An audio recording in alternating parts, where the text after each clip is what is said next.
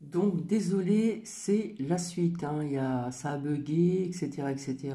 Donc, j'espère que ça va. Voilà, donc ça va être la suite.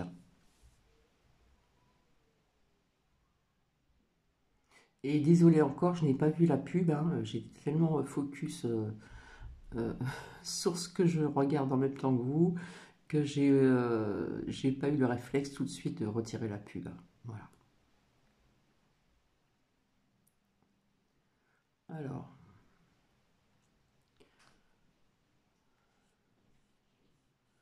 donc désolé, hop. Allez, on continue. Racines, le monde souterrain. C'est pourquoi dans certaines régions, ces arbres sont vus comme des gardiens spirituels de la forêt. Donc, la prochaine fois que vous entendrez parler de Ceiba pentandra, rappelez-vous que ce n'est pas juste un arbre, mais une merveille vivante pleine d'histoire, de mystère et de magie.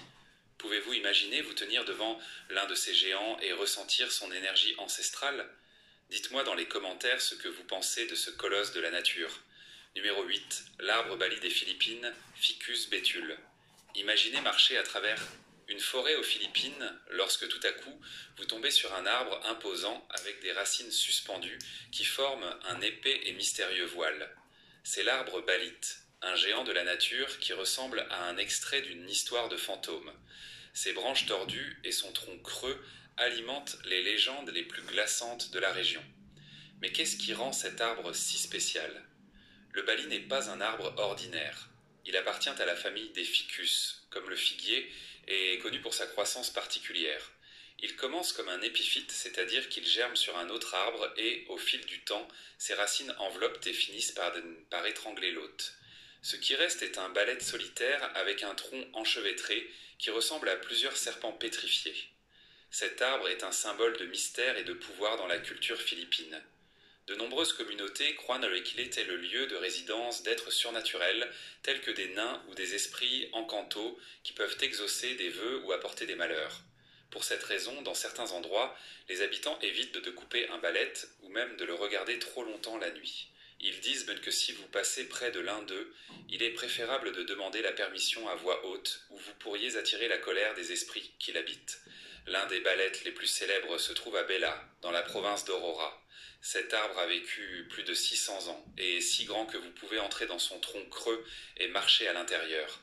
C'est une destination touristique fascinante et en même temps un endroit qui exige du respect. Un autre spécimen impressionnant peut être trouvé à Sikijor, une île connue pour ses histoires de sorcellerie et de magie noire. Là, le balai pousse à côté d'une source naturelle, et les visiteurs le considèrent comme un lieu d'énergie mystique.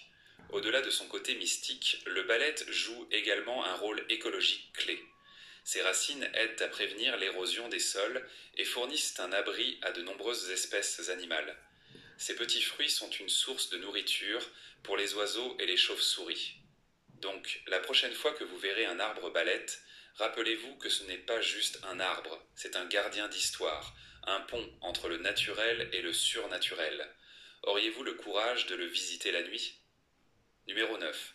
L'arbre pied d'éléphant, Bocarnea recurvata. Imaginez un arbre qui ressemble à un extrait d'une histoire fantastique. Sa base est large et arrondie, comme le pied d'un éléphant géant, et de celle-ci s'élève un tronc gracieux couronné de longues feuilles fines qui ressemblent à une cascade verte. C'est l'arbre pied d'éléphant, scientifiquement connu sous le nom de Bocarnea recurvata, l'une des plantes les plus curieuses et résilientes du règne végétal. Malgré son apparence robuste et exotique, cet arbre n'est en réalité pas un arbre, c'est une plante succulente. Sa base enflée est en fait un réservoir d'eau qui lui permet de survivre dans des conditions de sécheresse extrême. Originaire du Mexique, il pousse dans des climats arides où il a développé l'incroyable capacité de stocker de l'eau dans son tronc, comme une bouteille vivante. Ce qui est le plus impressionnant à propos de l'arbre pied d'éléphant, c'est sa longévité. Des spécimens de plus de 350 ans ont été trouvés en faisant un véritable témoin du passage du temps. Sa croissance est très lente, mais avec patience et soins appropriés, il peut atteindre jusqu'à 10 mètres de hauteur. Son habitat naturel est son utilisation intérieure. À l'intérieur, où il est très populaire comme plante ornementale, l'arbre pied d'éléphant reste généralement à une taille plus gérable. Si vous en avez déjà vu un dans un pot, vous avez sûrement remarqué sa forme curieuse. Et voici un fait surprenant. Bien que sa base semble souvent complètement enterrée, dans la nature, une partie de ses racines épaisses reste exposée, lui donnant un aspect encore plus étrange, comme si elle émergeait d'un monde fantastique. En plus de sa résilience, cet arbre est un purificateur d'air naturel. Ses feuilles absorbent les polluants et libèrent de l'oxygène, en faisant l'une des meilleures options pour décorer des espaces intérieurs avec une touche exotique bénéfique pour la santé. Dans la culture populaire, l'arbre pied d'éléphant est un symbole de résilience et de longévité.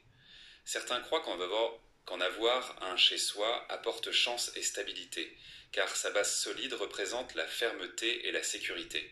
Donc, lorsque vous voyez un arbre pied d'éléphant, rappelez-vous que ce n'est pas juste une plante, c'est un survivant du désert, un gardien de l'eau et un petit géant avec des racines dans un monde de contes de fées. Aimeriez-vous en avoir un chez vous? Numéro 10. L'arbre au sang de dragon, Pterocarpus angelensis.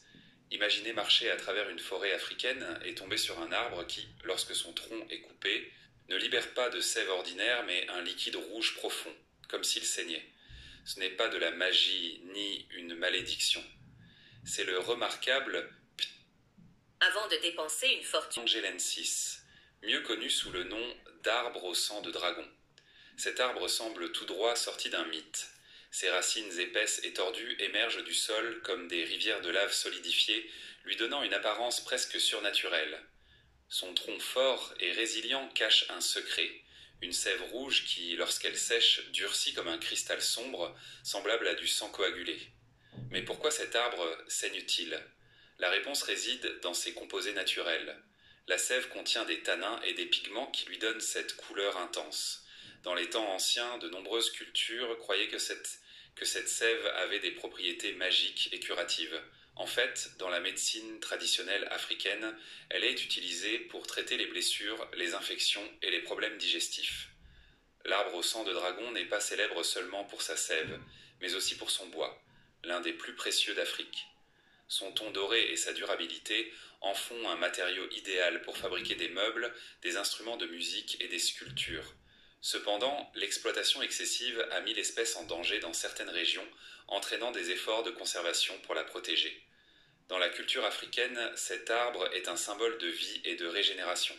On croit que ses racines profondes connectent le monde des vivants à celui des ancêtres, et de nombreux rituels sont effectués sous son ombre. Dans certaines tribus, la sève rouge est utilisée lors de cérémonies spirituelles, représentant la connexion entre la nature et les êtres humains. Au-delà de son symbolisme, cet arbre joue un rôle écologique vital. Ses fleurs jaunes parfumées attirent les abeilles et les papillons, aidant à la pollinisation, tandis que son feuillage offre un abri à d'innombrables espèces. Donc, la prochaine fois que vous entendrez parler de l'arbre au sang de dragon, rappelez-vous qu'il n'est pas seulement une merveille naturelle, mais un témoignage vivant de l'histoire, de la médecine et de la mythologie africaine. Auriez-vous le courage de voir son sang de près? Numéro 11. L'arbre de coton faux, Bombax seba. Avez-vous déjà vu un arbre dont les racines ressemblent aux griffes d'un monstre endormi? Aujourd'hui, découvrons le bombax. Connu sous le nom d'arbre de coton faux, c'est un géant qui semble tout droit sorti d'un conte de fées. Cet arbre peut atteindre jusqu'à 30 mètres de haut.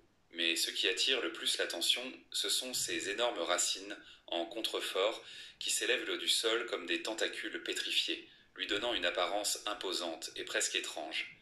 Ces racines aident non seulement à le maintenir ancré dans des terrains marécageux, mais lui permettent également d'absorber l'eau efficacement. Mais ce n'est pas tout. Pendant la saison sèche, le bombax seba perd toutes ses feuilles et se couvre de spectaculaires fleurs rouges qui attirent les oiseaux et les chauves-souris qui se nourrissent en ça de son nectar. Fait intéressant, ces fleurs ont un parfum rappelant le beurre fondu, un arôme irrésistible pour les pollinisateurs. Lorsque ces fruits mûrissent, ils libèrent une fibre douce et légère qui ressemble à du coton. Mais contrairement au vrai coton, cette fibre ne peut pas être filée. Au lieu de cela, elle est utilisée pour fabriquer des coussins, des gilets de sauvetage et même de l'isolation thermique. Dans certaines cultures, cet arbre est considéré comme sacré. En Inde, on croit qu'il relie le monde des dieux à celui des humains. En Amérique latine, les gens disent que des esprits peuvent habiter parmi ses racines. Donc, la prochaine fois que vous verrez un bombax, rappelez-vous que ce n'est pas juste un arbre, c'est un géant plein d'histoire, de beauté et d'une touche de mystère. Numéro 12, l'arbre de Tulle, Taxodium mucronatum. Si vous pensez que les arbres ne sont que des êtres silencieux qui décorent le paysage, laissez-moi vous parler de l'arbre de Tulle, le colosse vert qui défie le temps. Situé à Santa Maria del Tule, Oaxaca, ce titan de la nature est célèbre pour avoir le tronc le plus large du monde, mesurant plus de 14 mètres de diamètre. Pour l'encercler complètement, il vous faudrait plus de 30 personnes se tenant par la main. Mais sa magie ne s'arrête pas là. Ses racines ressemblent à des tentacules d'une créature mythique émergeant du sol, comme si elles étaient banantes vivantes, soutenant un tronc qui se tord en forme fantaisiste. On dit que sur son écorce, vous pouvez distinguer des figures d'animaux et de visages ancestraux, comme si l'arbre conservait la mémoire du temps lui-même.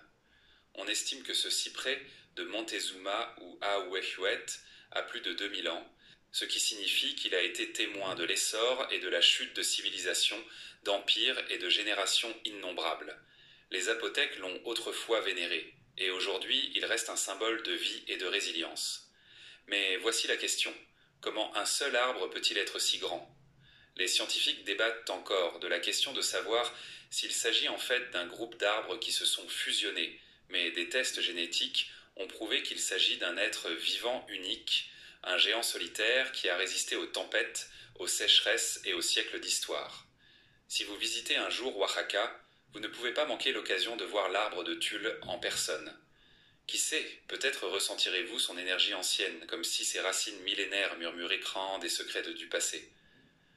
Numéro 13, le palmier marcheur, Socrate exorhiza.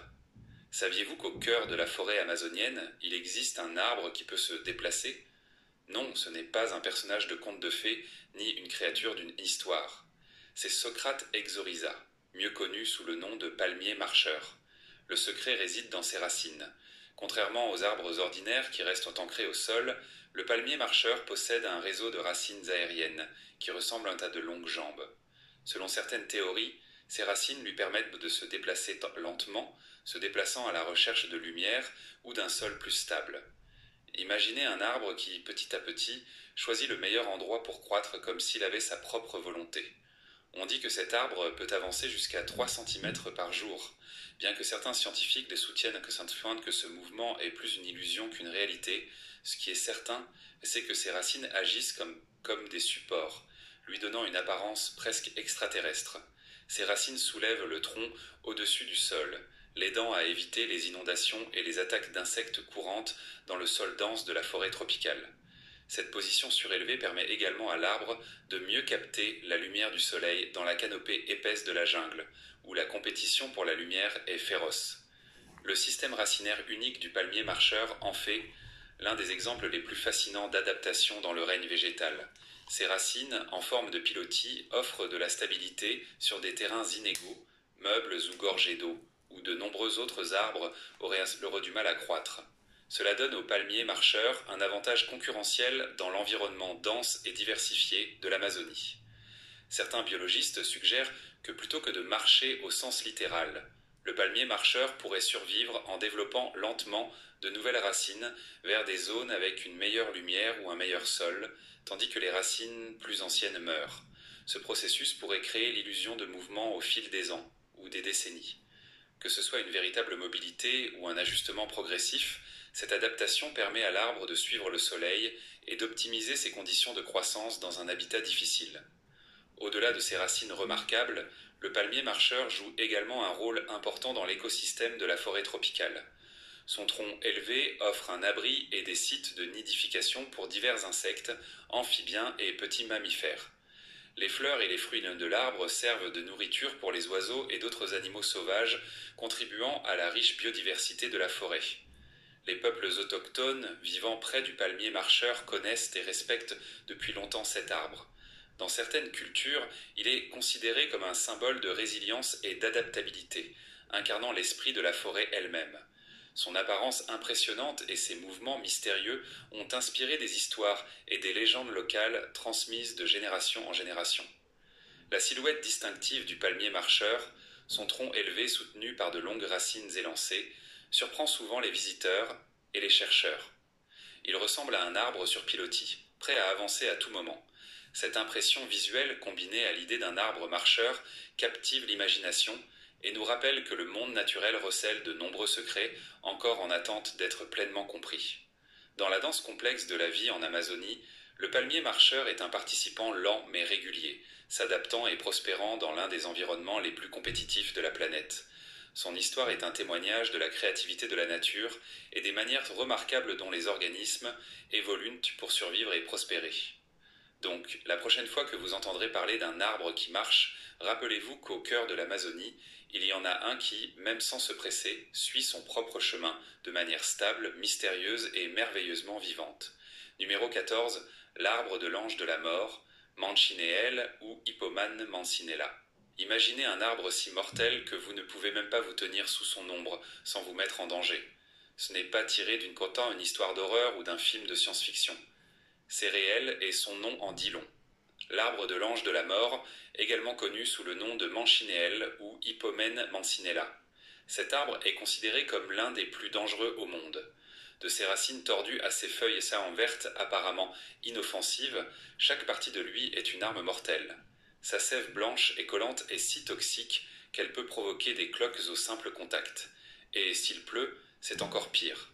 L'eau qui coule le long de ses branches transporte le poison et peut causer des brûlures à quiconque cherchant refuge sous sa canopée. Mais ce n'est pas tout. Ses fruits, surnommés la pomme de la mort, sont petits, verts et tentants.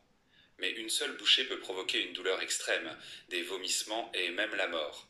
Il n'est pas surprenant que les conquistadors espagnols l'aient appelé l'arbre de la mort. Cet arbre sinistre se trouve le long des côtes des Caraïbes, en Amérique centrale et dans certaines parties de l'Amérique du Sud, où sa présence est souvent signalée par des panneaux d'avertissement. Malgré son danger, il joue un rôle crucial dans l'écosystème, protégeant les côtes de l'érosion et fournissant un abri à certaines espèces. Donc, si vous voyez un arbre avec des racines tordues et de brillantes pommes vertes sur une plage tropicale, il est préférable de garder vos distances. Vous ne voudriez pas devenir la prochaine victime de l'ange de la mort. Numéro 15. L'arbre figuier australien, Ficus macrophylla.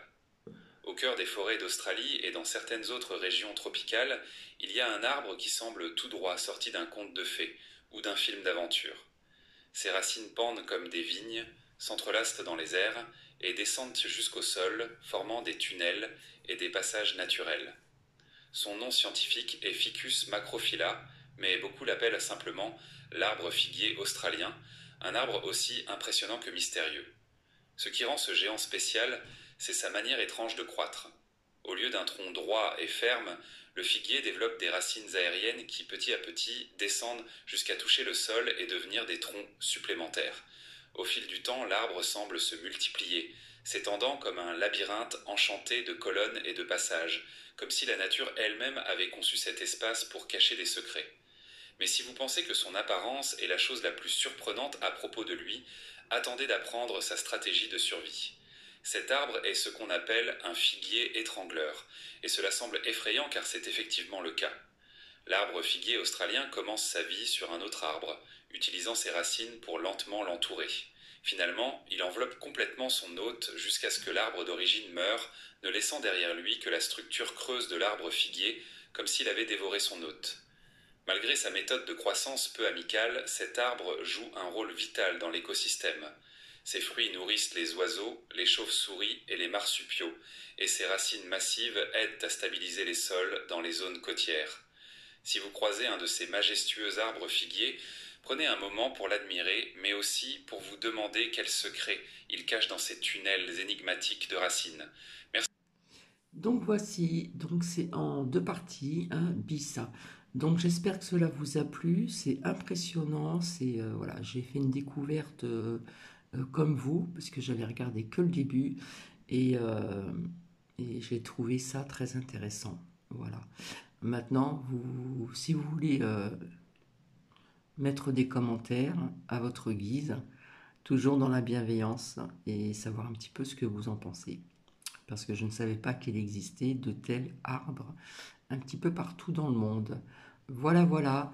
Donc sur ce, je vous souhaite une agréable soirée. Désolée pour la pub, hein, quand je regarde quelque chose avec vous, que je visionne avec vous, Je suis tellement dedans que je me répète, parfois je j'ai pas le réflexe tout de suite de mettre sur pause pour la pub, hein. Voilà. Donc, bah, j'espère que cela plaira à certaines personnes, parce que franchement, j'ai beaucoup apprécié de regarder le reste avec vous. Voilà. Au niveau de ces 15 arbres avec des formes si étranges, etc., etc. Je vous fais un coucou et je vous dis à bientôt et je vous souhaite une très bonne soirée. Prenez bien soin de vous, prenez bien soin de vos proches et à bientôt. Bisous, bisous.